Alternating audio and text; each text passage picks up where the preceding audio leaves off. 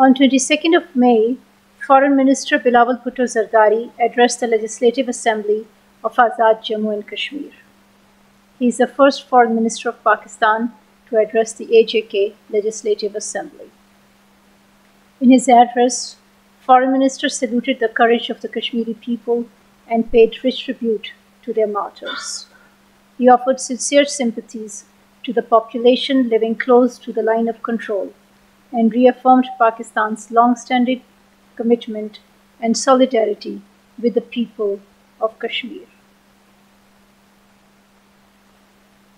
Pakistan has categorically rejected India's move to host the meeting of the G20 Tourism Working Group in Srinagar on 22nd to 24th of May 2023. Jammu and Kashmir is an internationally recognized disputed territory. The dispute has remained on the agenda of the United Nations Security Council for over 7 decades. In that backdrop, India hosted this meeting in IIOJK in complete disregard of the relevant UN Security Council resolutions, principles of the UN Charter, and international law.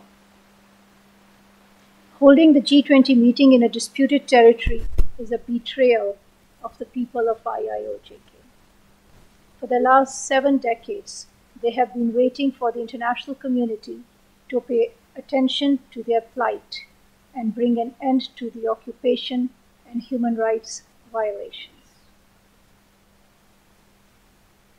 Tourism and development cannot be promoted by holding the local population hostage and denying them their rights and freedom. By holding the G20 meeting in Srinagar, India cannot hide the reality of its illegal occupation of IIOJK and oppression of the Kashmiri people.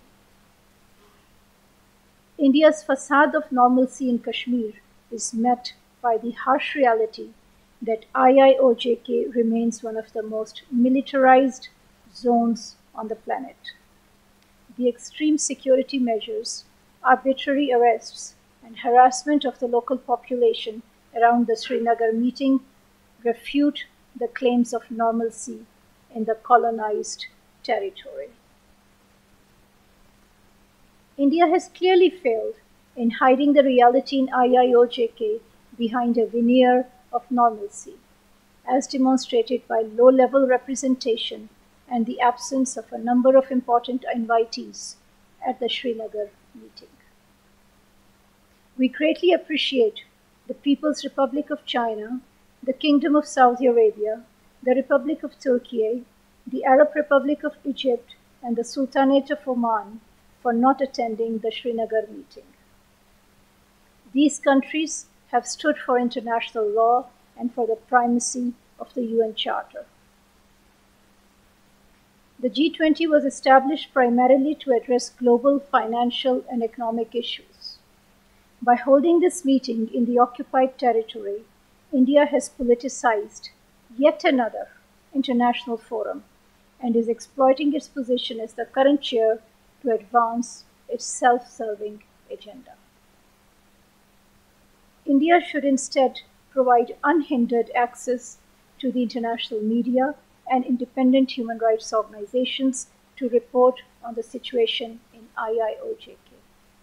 It must bring an end to the repression it has unleashed there, agree to the establishment of the UN Commission of Inquiry, and hold a UN-supervised plebiscite for the people of Kashmir to determine their own future. Pakistan, for its part, will continue to extend its moral, diplomatic, and political support to the Kashmiri people's just struggle for realization of their inalienable right to self-determination as enshrined in the relevant UN Security Council resolutions.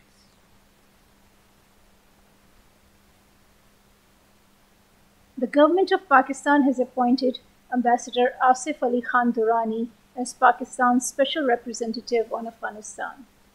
A retired Foreign Service officer, Ambassador Durrani served as Pakistan's ambassador to Iran and the UAE. He also served in various capacities at Pakistan's missions in Kabul, Tehran, New Delhi, London, and the permanent mission to the United Nations, New York. As a special representative on Afghanistan, Ambassador Durrani will serve as a bridge between international partners and the Pakistani leadership.